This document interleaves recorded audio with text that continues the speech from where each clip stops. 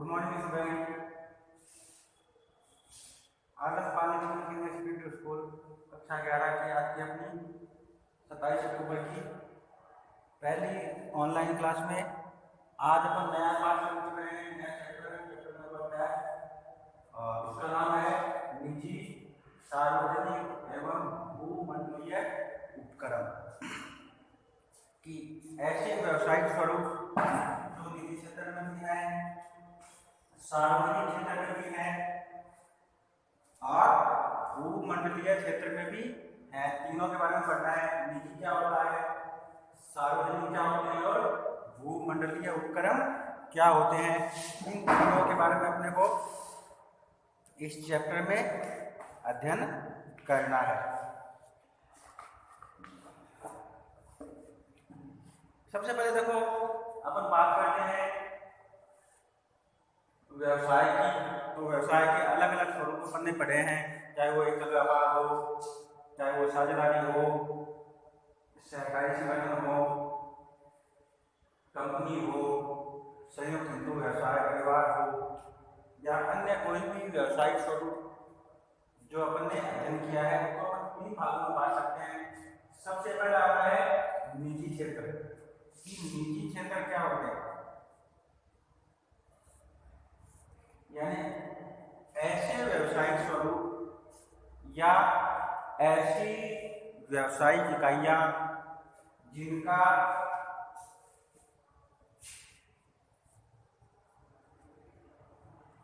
नियंत्रण और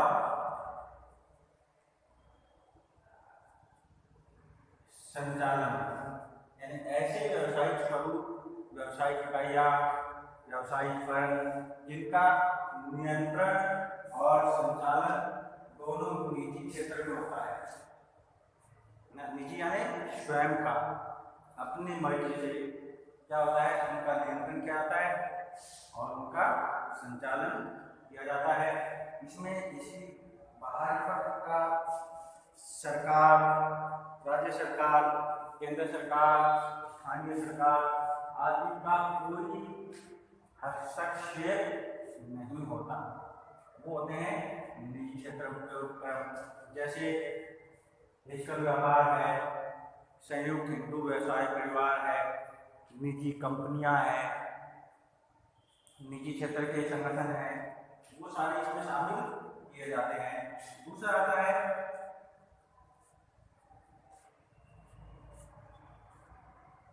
सार्वजनिक क्षेत्र, यानी ऐसा क्षेत्र जिसमें नियंत्रण और संचालन दोनों किसके द्वारा किए जाते हैं, सरकार के द्वारा किया जाता है। ऐसा क्षेत्र या ऐसा व्यवसायिक स्वरूप, ऐसा व्यवसायिक संगठन जिसका नियंत्रण और संचालन दोनों ही किसके द्वारा, सरकार के द्वारा किया जाता है। सरकार, राज्य सरकार हो सकती है,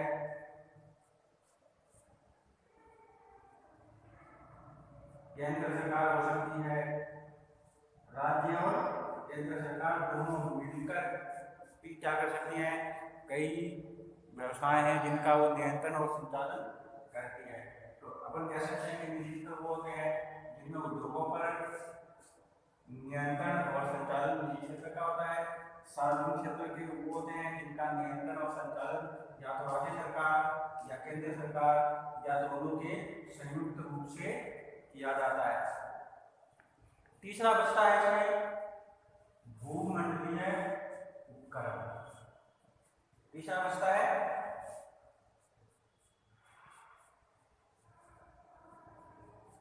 भूमंडलीय उपक्रम, यानी ऐसे संगठन या ऐसी व्यावसायिक इकाइयां जो बड़े पैमाने पर अपना व्यापार चलाती हैं, बहुत बड़े स्तर पर अपना व्यापार चलाती हैं और इनका व्यापार किसी एक देश तक सीमित न होकर अंतरराष्ट्रीय सीमाओं के बाहर जाकर कार्य करता है। यानी अपन इनको जनरली क्या बोलते हैं, एमएनसी को बोला जाता है मल्टीनेशनल कंपनी, ये बहुराष्ट्रीय कंपनियां, यानी ऐसे व्यवसायिक संगठन जो बहुत बड़े पैमाने पर अपना व्यापार चलाते हैं और एक से ज्यादा देशों में इनका व्यापार चलाया जाता है, यानी एक देश की सीमाओं तक ये सीमित नहीं रहते। इनका जो व्यापार है, जो व्यवसाय है, वो एक से ज्यादा देशों में फैला होता है। अब इसमें से देखो, अपन ने निजी क्षेत्र का पढ़ लिया, कौन कौन से थे जो अपन ने 5 स्वरूप पढ़े हैं, वो निजी क्षेत्र में थे। एक व्यापार था, साझेदारी थी, संयुक्त हिंदू व्यवसाय परिवार था, सहकारी समितियां थी और निजी कंपनी थी। अब आज हम इसमें चैप्टर टॉपिक शुरू कर रहे हैं, सार्वजनिक क्षेत्र के उपक्रम। आज में अपना पहला टॉपिक है सार्वजनिक क्षेत्र के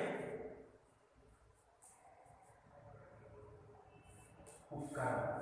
कौन से होते हैं सार्वजनिक क्षेत्र के उपक्रम?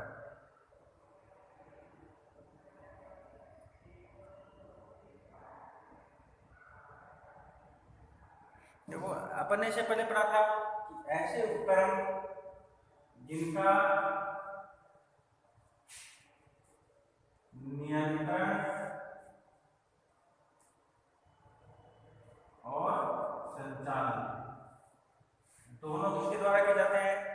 केंद्र सरकार, राज्य सरकार, या केंद्र और राज्य सरकार दोनों की जो आपसी सहमति है, उस सहमति के आधार पर क्या करता है, इनका संचालन किया जाता है। यानी मल्टीनेशनल जो सार्वजनिक क्षेत्र की कंपनियां हैं, उनका नियंत्रण और संचालन उनके द्वारा किया जाता है।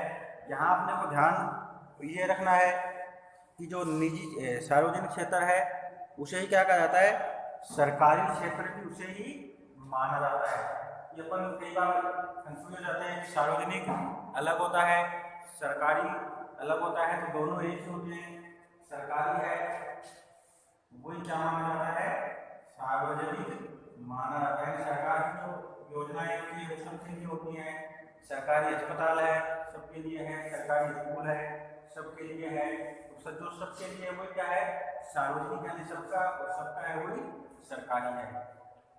तो ये होते हैं सार्वजनिक क्षेत्र के उपक्रम का।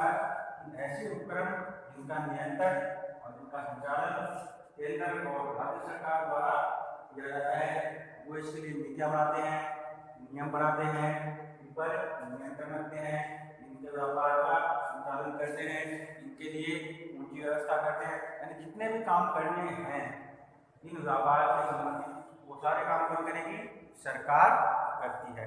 अब देखो, इनको 3 भागों में बांटा जाता है। जो विभागीय सार्वजनिक उपक्रम है, इनको 3 भागों में बांटा जाता है। सबसे पहले है विभागीय उपक्रम, दूसरा है वैधानिक निगम,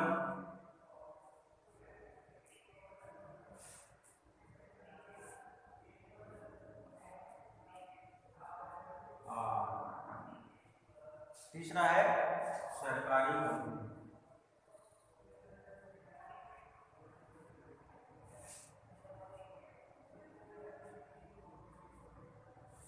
जो सार्वजनिक क्षेत्र के उपक्रम है उनको 3 भागों में बांटा जाता है। सबसे पहले होते हैं विभागीय उपक्रम, दूसरा वैधानिक निगम, और तीसरा जो उनका स्वरूप होता है वो स्वरूप होता है सरकारी कंपनी के रूप में। तो आज अपन इसमें पहला टॉपिक देखते हैं,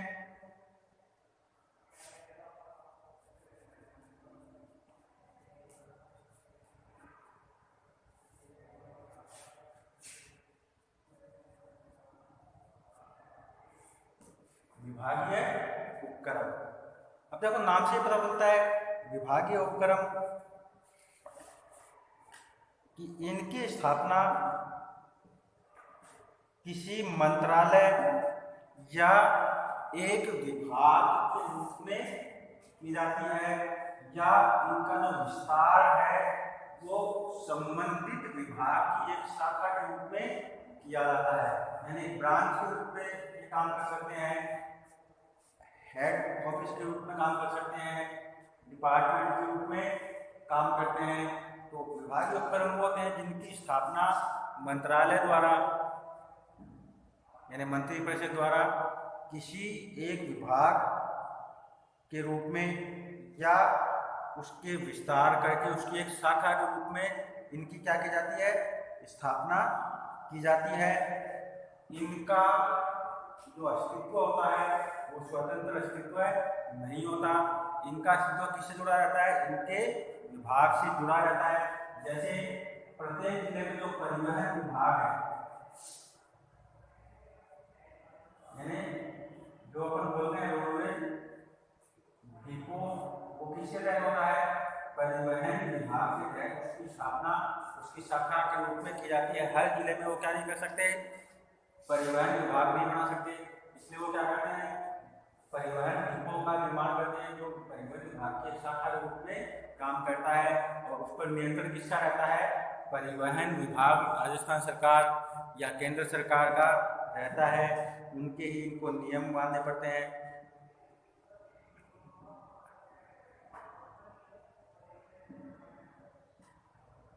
वही इनके लिए नियम बनाते हैं। पूंजी की व्यवस्था विभाग से होती है। तो अपन कह सकते हैं कि विभागीय उपक्रम ऐसे उपक्रम होते हैं जो किसी एक मंत्रालय के द्वारा स्थापित किए जाते हैं या उसके किसी मंत्रालय या किसी विभाग की एक शाखा के रूप में क्या करते हैं, अपने कार्यों को पूरा करते हैं। इनका निर्माण शाखा के विस्तार के रूप में किया जाता है। एक शाखा से दूसरी शाखा, जैसे बैंक बनाए जाते हैं, एक जिले में एक से ज़्यादा भी बैंक हो सकते हैं, डिपो हैं वो हो सकते हैं, सरकारी अस्पताल है वो हो सकते हैं, सरकारी स्कूल है वो हो सकते हैं। तो एक विभाग के रूप में, विभाग की शाखा के रूप में इनको क्या कहता है, स्थापित किया जाता है। अब देखो इनकी विशेषताएं, कि जो विभागीय उपक्रम है इसकी क्या विशेषताएं होती है या इसमें कौन कौन सी जो विशेषताएं हैं वो पाई जाती है, कौन कौन से इसके विशेष लक्षण या विशेषताएं इसमें होती है। सबसे पहली विशेषता देखो, इनके लिए जो धन है यानी जो पूंजी व्यवस्था है वो कहाँ से होती है, सरकारी बजट से होती है ना। तो अपन लिखेंगे कि इनकी पूंजी व्यवस्था सरकारी बजट से होती है, यानी इनके लिए अलग से बजट बनाया जाता है और उस बजट में इनके लिए पूंजी की व्यवस्था की जाती है। जितना तय हो गया उतनी पूंजी मिलेगी, उसी पूंजी में इनको अपना साल भर का या 2 साल का, जितने साल के लिए बजट बनाया गया है उतना समय निकालना पड़ेगा। इनको अतिरिक्त पूंजी की प्राप्ति नहीं होती। अब देखो सरकार इनको बजट दे रही है, पैसा इनको दे रही है, तो जो लाभ है वो कहाँ जमा होगा, सरकारी खजाने में। लाभ सरकार ने पैसा दे रही है तो उनका लाभ कहाँ होता है, सरकारी खजाने में जमा होता है। यानी ये अपना लाभ अपने पास नहीं रखते, जैसे व्यापार के अन्य स्वरूप अपना लाभ अपने पास रखते हैं, वैसे इनको अपना लाभ अपने पास रखने का अधिकार नहीं होता, क्योंकि पूंजी इनकी अपनी नहीं होती, इसलिए laभ भी इनका अपना नहीं होता। इनको अपना लाभ सरकारी खजाने में जमा कराना पड़ता है। तीसरा, अब सरकारी है तो नियम भी कैसे होंगे, सरकारी नियम होते हैं। इन पर कौन से नियम लागू होते हैं, सरकारी नियम इन पर लागू होते हैं और उन नियमों का इनको अक्षरशः पालन करना होता है, यानी उनमें कोई छूट की गुंजाइश नहीं होती। सरकार ने एक बार जो बना दिया नियम, वो नियम इनको मानने पड़ते हैं। चौथा, इनके जो मुखिया होते हैं, बाकी जो अधिकारी होते हैं वो कौन से अधिकारी होते हैं, IAS स्तर के कर्मचारी इनमें मुखिया के पद पर नियुक्त रहते हैं। इंडियन एडमिनिस्ट्रेशन सर्विस, भारतीय प्रशासनिक सेवा के जो अधिकारी होते हैं वो इनके हेड ऑफ डिपार्टमेंट बनाए जाते हैं और पूरे डिपार्टमेंट यानी पूरे विभाग का नियंत्रण उन्हीं के पास होता है। उसके बाद है पांचवा, ये मंत्रालय यानी जो संबंधित मंत्रालय है उसके अधीन कार्य करते हैं, यानी इनके कोई अपने निर्णय नहीं होते। जो निर्णय नियम मंत्रालय द्वारा तैयार किए जाते हैं वही नियम इनको मान्य होते हैं। अपनी तरफ से किसी भी प्रकार का बदलाव ये इन नियमों में नहीं कर सकते। तो ये था आज का टॉपिक, निजी सार्वजनिक मध्य उपक्रम, सार्वजनिक निजी होए पढ़ा हुआ था। सार्वजनिक में पहला था विभागीय उपक्रम और विभागीय उपक्रम की ये विशेषताएं। इससे अगला जो टॉपिक है वो अपन नेक्स्ट क्लास में करेंगे। Thank you.